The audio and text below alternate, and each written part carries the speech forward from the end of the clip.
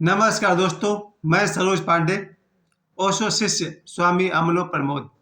आज ओशो का महापरिनिर्वाण दिवस है, अर्थात आज के दिन ओशो ने अपना भौतिक शरीर छोड़ा था।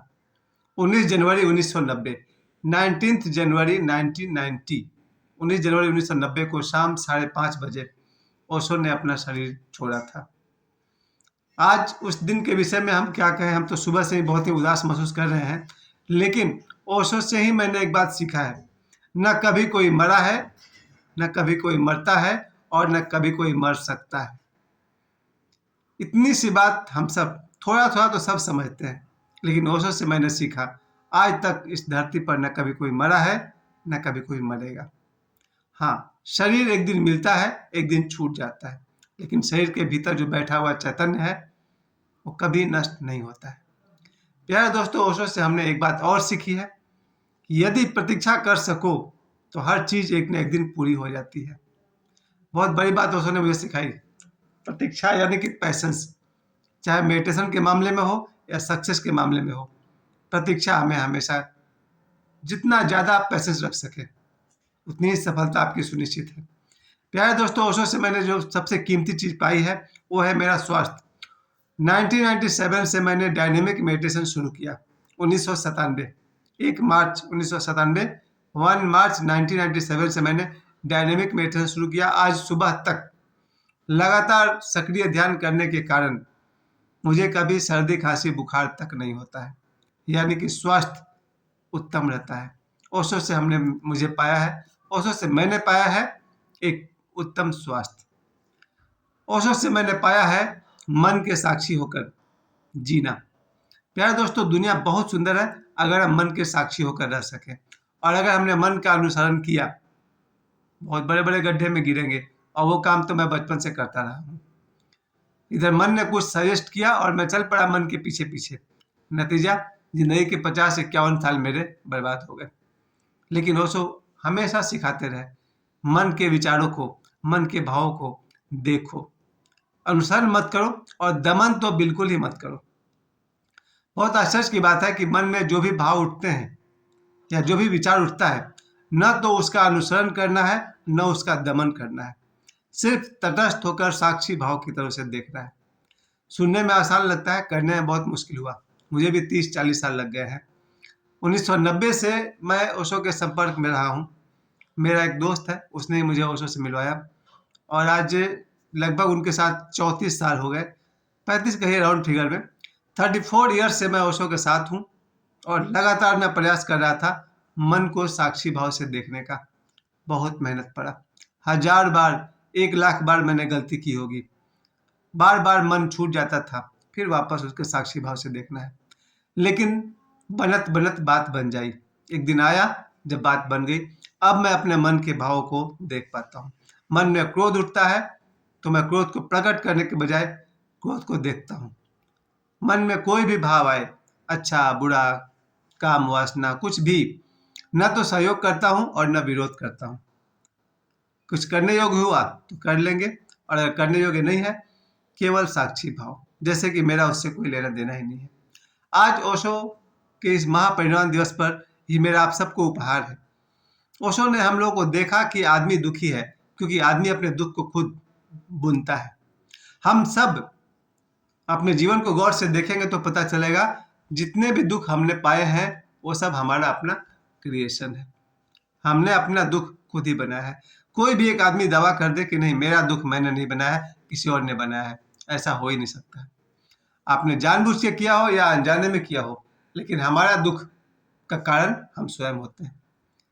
ओशो ने इस बात को बहुत पहले से देखा, पकड़ा, और हम लोग के लिए बहुत मेहनत किए, सिर्फ इसलिए कि एक बार आदमी अगर जाग जाए तो फिर जीवन में दुख कहीं है ही नहीं। ये बात किताबी नहीं है, ये मैं अपने बल पे कह रहा हूँ। अगर आदमी जाग जाए तो फिर जीवन में कहीं दुख नहीं है।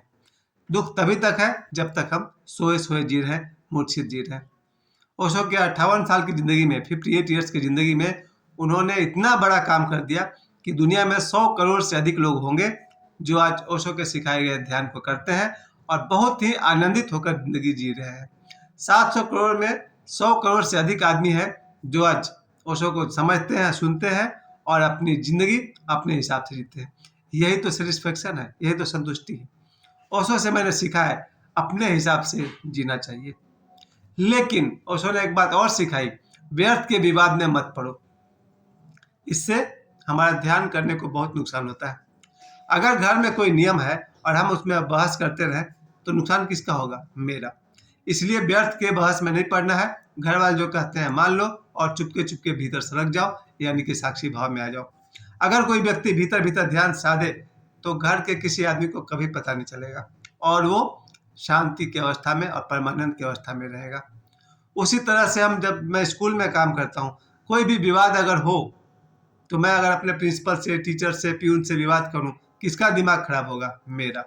उससे बढ़िया है कि व्यर्थ का विवाद में पड़ना ही नहीं चाहिए। वो जो कहें वो मैं मान लेता हूं और अपने ध्यान में भीतर सरक जाता हूं। ये मैंने उससे सीखा है। अपनी मस्ती में जीना चाहिए और जहां जहां मौका मिले अपने हिसाब से जीना चाहिए, लेकिन समाज परिवार के जो नियम है उसको मानना चाहिए, ताकि बेकार का बहस में पढ़ करके हम लोग का समय खराब ना हो, हमारी शांति नष्ट ना हो और हमारा मेडिटेशन चौपट ना हो। इस बात को बिल्कुल आज आप लोग गांठ बांध लीजिए। हमें समाज में उसके साथ कदम से कदम मिलाकर चलना चाहिए, सिर्फ इसलिए कि बेकार के बहस में पढ़ने से फायदा क्या है? उल्टा नुकसान है। ओशो से हमने सीखा है ध्यान। ओशो से हमने सीखा है प्रेम। ओशो के कारण आज हम कोई भी निजी वस्तु को, टेबल को, कुर्सी को, कंघी को, किसी भी निजी वस्तु के साथ हम दुर्व्यवहार नहीं करते हैं। पहले था कंघी पटक दिए, जूता पटक दिए, किताब फेंक दिए, लेकिन जब से हम ओशो के साथ रहे हैं तब से हमें सजीव और निर्जीव में दोनों में कोई अंतर नहीं दिखता है। क्योंकि व्यवहार के तौर पर हम पुस्तक को भी आदर करते हैं तो हैंगर को भी आदर करते हैं, कपड़ों को भी आदर करते हैं।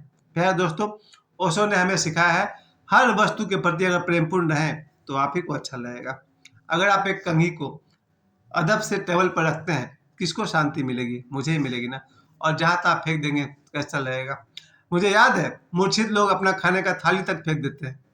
जो भी थाली में खाना बन कर आया है, ये भी कोई खाना है बोलकर फेंक देते हैं। वो तो बहुत दूर की बात है, हम लोग तो खाली थाली भी नहीं फेंक सकते। ओशो के जो सन्यासी होते हैं उनकी सबसे बड़ी पहचान है उनके मन में प्रेम बहुत होगा और इस प्रेम के चलते वो थोड़े बहुत बदनाम भी होते हैं।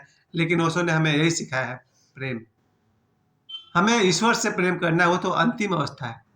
हमारे घर में माता पिता, भाई बहन, जानवर, पक्षी, वस्तु, सबसे प्रेम करते चलिए। एक दिन वो भी मिल जाएगा जो प्रेम का पात्र है, द गॉड, जिसको ओशो परमात्मा कहते रहे हैं।